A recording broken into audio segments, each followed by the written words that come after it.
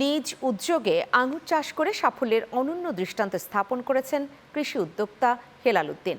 সাতক্ষীরা শহরের বাইপাস এলাকায় প্রায় 1 বিঘা জমিতে মাচায় চাষ করা আঙুর দেখতে যেমন আকর্ষণীয়, তেমনি স্বাদেও ভরপুর। মাহমুদ হাসানের তথ্যচিত্রে ডেস্ক রিপোর্ট। বাংলাদেশের আবহাওয়ায় আঙ্গুর চাষ করলে সাধারণত টক হয়, তবে সঠিক জাত ও যত্ন নিলে দেশীয় মাটিতেও উন্নত মানের মিষ্টি আঙ্গুর ফলানো সম্ভব।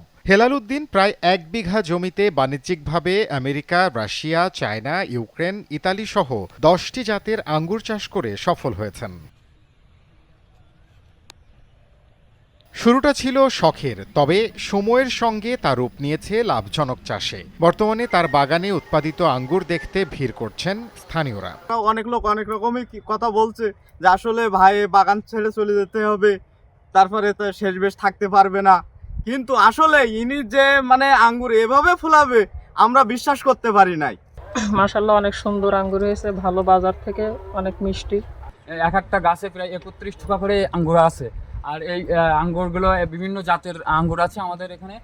প্রত্যেকটা থোকায় থোকায় গাছে অন্তত 30 থেকে 35 টাকা করে আঙ্গুর ধরেছে। আঙ্গুরগুলো অনেক সুস্বাদু, বাজারের তো আঙ্গুরের থেকে এগুলো অনেক স্বাদ। প্রথম বছরে আমি যতটুকু সফল দেখতেছি আলহামদুলিল্লাহ, প্রতিটা গাছে আমি অন্তত 30 থেকে 35 টাকা ফলন আসছে এবং অ্যাভারেজ আমি মোটামুটি প্রতি গাছ থেকে 15-20 থেকে 30 কেজি পর্যন্ত ফলন পাবো প্রথম বছর।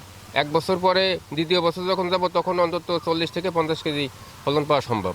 ভবিষ্যতে আঙ্গুর চাষ সম্প্রসারণে আরও কার্যক্রম নেওয়া হবে বলে জানায় কৃষি বিভাগ। আমাদের এখানে পরীক্ষামূলকভাবে টিকে যায়, আগামীতে সাতক্ষীরায় আঙ্গুরের চাষ বৃদ্ধি পাবে। 8টি জাত আছে, এই জাতগুলোর মধ্যে থেকে আমরা তিনিও দেখবেন, আমরাও দেখব।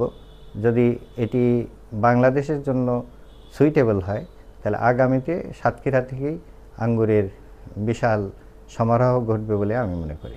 কৃষি বিভাগের সহযোগিতা ও পরামর্শ পেলে আরও বড় পরিসরে আঙ্গুর চাষের আশা করছেন হেলাল উদ্দিন।